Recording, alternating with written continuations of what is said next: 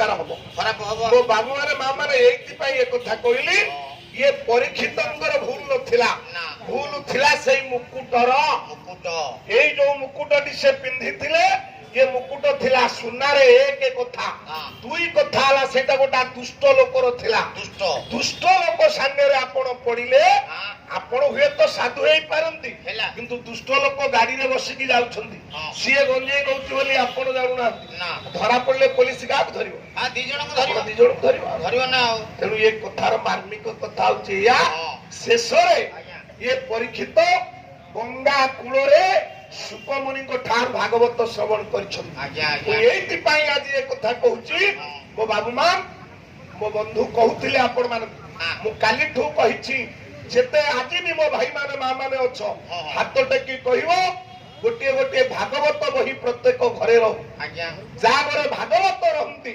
से घरे भगवान रहंती जा घरे भागवत रहे से घरे कली हुए ना आपण मानकर बृहद नारदीय पुराण कहछन कोन कहले गया हरे केशव गोविंद वासुदेव जगन भाई गीतरियंती जमुनी नित्या संतान बाधते करी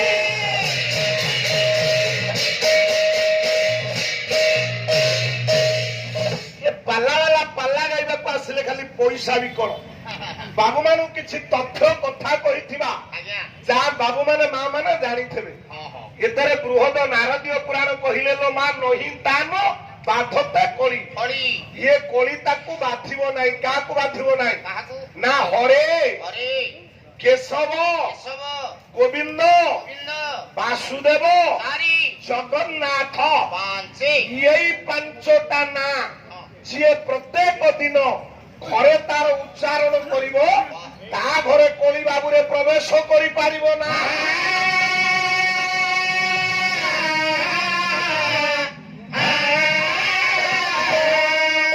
ये पांचटी ना आपण मान को आज भी कहि जाउछि मो बाबू मान ये पांचटी ना भागवत रे बारंबार लिखाई बारंबार जो ये हरि कहथिले हरि किए हरि आज्ञा भिखारी भाई है बोला भिखारी भाई हरि शब्द बारंबार लिखाई भागवत रे केशव शब्द बारंबार लिखाई भागवत रे माधव केशव कथा कहछटी हमर याद सब माधव बु गोविंद शब्द बारंबार लिखाई भागवत रे पैसांद्रा बु जगन्नाथ शब्द बारंबार लिखाई भागवत रे नमस्ते प्रभु जगन्नाथ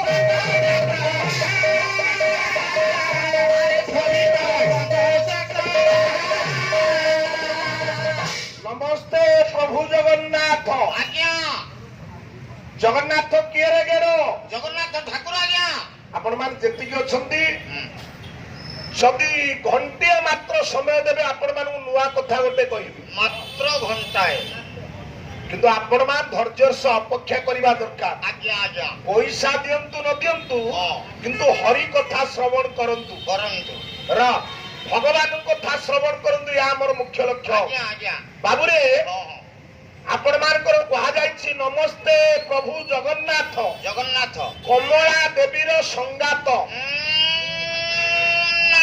सेटिंग नौ नहीं माने माने कमला देवी करो जगन्नाथ संगात हेबे नहीं जगन्नाथ लक्ष्मी करो किए आज्ञा स्वामी बा नाथ बा पति बा होइता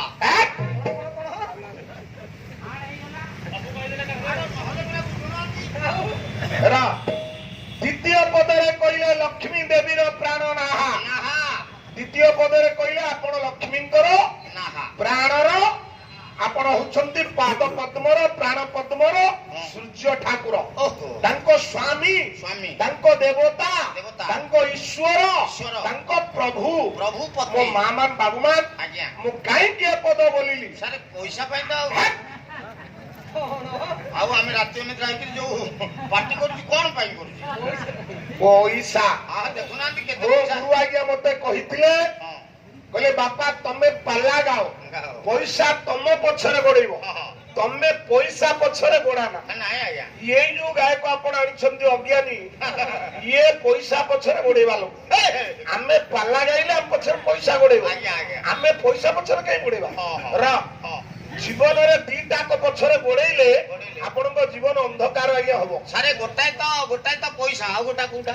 ନାରୀ ମୋହିନୀ ସ୍ତ୍ରୀ ମାୟା, ନାରୀ ମୋହିନୀ ସମୁଦ୍ରେ ଛାୟା। ମାନେ କେହି ଖରା ହେବିନି, ତମ ପାଇଁ ଏ କଥା ନୁହଁ। ନା। ଗୋଟିଏ ଏ ରୂପଜୀବୀ ସୁନ୍ଦରୀ ନାରୀ ପଛରେ ଯଦି ଗୋଡେଇଲ, ହଁ, ଭଲ ପାଇଲ ଅନ୍ଧ ଭଳି ତାକୁ, ହଁ। ତାକୁ ଯଦି ସ୍ତ୍ରୀ ନ କରିଛ କେବଳ ହଁ। ତମର ଏ ସାଙ୍ଗସାଥି କରିକି ଆଜିକା ଦିନରେ ଯାହାକୁ କହୁଛୁ, ଆଜ୍ଞା। ନାରୀ ପଛରେ ଗୋଡେଇଲେ ଅନ୍ଧାର ହବ, ହଁ। ଟଙ୍କା ପଛରେ ଗୋଡେଇଲେ ଜୀବନ ଅନ୍ଧାର ହବ। ଯେଭଳି ଟୁଙ୍ଗୁରୁ ଭଳ ଆଉ। ହେ ମାମାନ ମାମାନ, ଅଟୋରେ କାହିଁ ଏ କଥା ଆପଣ ମାନଙ୍କୁ କହୁଥିଲି, କହିବାର ଉଦ୍ଦେଶ୍ୟ ମହାପ୍ରଭୁ ଜଗନ୍ନାଥଙ୍କର ମନ୍ଦିର ଆଜ୍ଞା ତିଆର ସରିଛି। ହଁ, ହଁ। ତିଆର ସରିଲା ପରେ ପରେ ମହାପ୍ରଭୁ ପ୍ରତିଷ୍ଠା ହେଇ ସାରିଛନ୍ତି, ଆଜ୍ଞା ମନ୍ଦିର ପ୍ରତିଷ୍ଠା ହେଇଛି। ହେଲା। ବାବୁରେ ଆଜ୍ଞା ସେଇ ମନ୍ଦିର ଭିତରେ କଣ ହେଲା? ଠିଆ ହେଇଛନ୍ତି ବାବୁ 5 ଜଣ।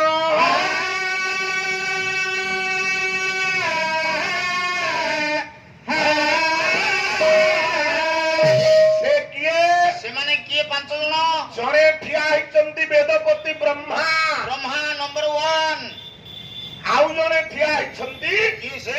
ଇଏ ବଡ ଦେଉଳ ଯିଏ ତିଆରି କରିଛନ୍ତି। ଆଜ୍ଞା, ଆଜ୍ଞା। ବଡ ଦେଉଳ କିଏ ତିଆରି କରିଥିଲେ ଗେଡ? ଆରେ ବଢେଇ ବା କାରିଗର।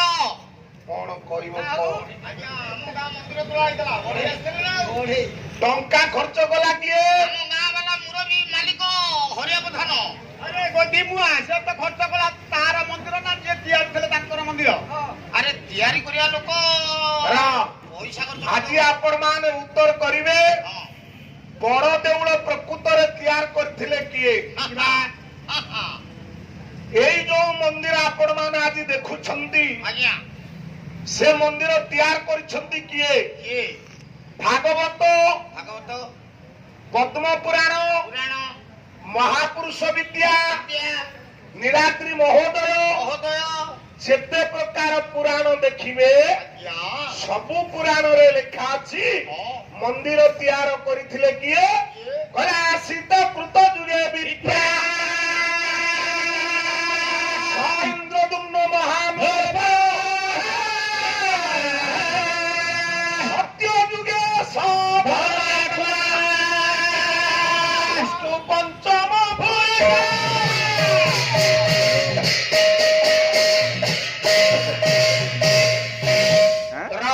ଆଜ୍ଞା ସବୁ ପୁରାଣରେ ଲେଖା ଅଛି। ମୋ ଭାଇ ମାନେ ବାପା ମାନ, ହଁ।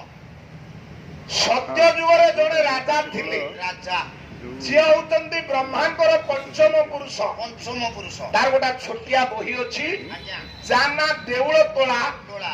ଆଜିକା ଦିନରେ ବହିଟିର ଦାମ 2 ଟଙ୍କା ମାତ୍ର। ଆଜ୍ଞା ଆଜ୍ଞା କାର୍ତ୍ତିକ ମାସରେ ବଡ ଦାଣ୍ଡରେ ବିକ୍ରି ହୁଏ। ହଁ ହଁ। ସତ୍ୟ ଯୁଗେ ଇନ୍ଦ୍ରଦୁମ୍ନ ରାଜା ଏକ ଥିଲା।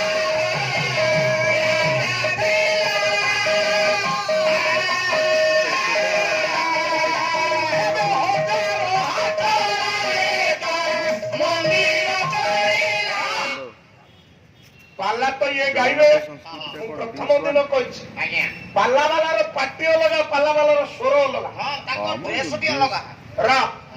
ସତ୍ୟ ଯୁଗରେ ଜଣେ ରାଜା ଥିଲା, ରାଜା ତା ନାଁ ହଉଛି ଇନ୍ଦ୍ରଦୁମ୍ନ। ଦୁମ୍ନ ସିଏ 1000 ହାତର ହାତର ଗୋଟା ମନ୍ଦିର ଆଜ୍ଞା ତିଆରି କରିଥିଲେ। ଆହା, ଯୋଉ ମନ୍ଦିରର ଉଚ୍ଚା ଥିଲା ଥିଲା 1000 ହାତେ ହାତୀ। ବାମାନ, ଆଜ୍ଞା ସିଏ ମନ୍ଦିର ତୋଳି ହଁ ବ୍ରହ୍ମାଙ୍କୁ ଆଣିବା ପାଇଁ ଗଲା, ମନ୍ଦିର ପ୍ରତିଷ୍ଠା କରିବା ପାଇଁ ସ୍ୱର୍ଗର ବେଦପତି ବ୍ରହ୍ମା। ଆଚ୍ଛା ଆଚ୍ଛା ଗଲା ବେଳକୁ ବ୍ରହ୍ମା ସ୍ନାନ କରି ଆଜ୍ଞା ମା ମାନେ ବାବୁ ମାନେ ଜଳ ତର୍ପଣ କରୁଥିଲେ ସୂର୍ଯ୍ୟ ନାରାୟଣ। ତାପରେ କଣ କଲା ସେ? ବ୍ରହ୍ମା ଠିଆ ହେଇଛନ୍ତି, ଆଜ୍ଞା ଏ ଇନ୍ଦ୍ରଦୁମ୍ନ ଠିଆ ହେଇଛନ୍ତି। ବାବା ବ୍ରହ୍ମାଙ୍କର ଏକ କଳ୍ପ ବିତିଗଲା।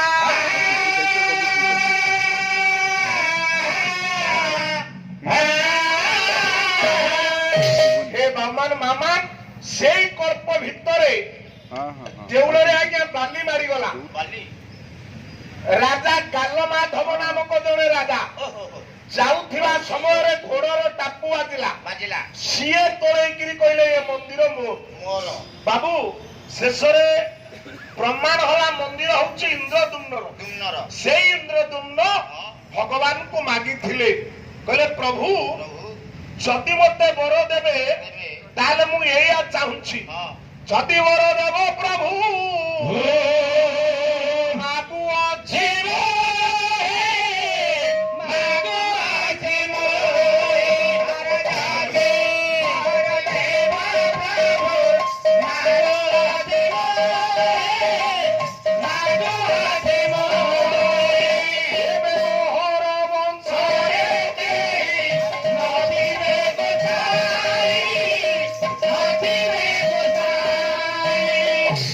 ରାଜା ଇନ୍ଦ୍ରଦ୍ୟୁମ୍ନ ବର ମାଗିଥିଲେ, ଭଗବାନ ଯଦି ବର ଦେବେ ଦେବେ ତାହେଲେ ମୋ ବଂଶଟାକୁ ପ୍ରଥମେ ବୁଡେଇ ଦିଅନ୍ତୁ। ବୁଡେଇ ଦିଅ ଠାକୁର ବୋଇଲେ ରାଜା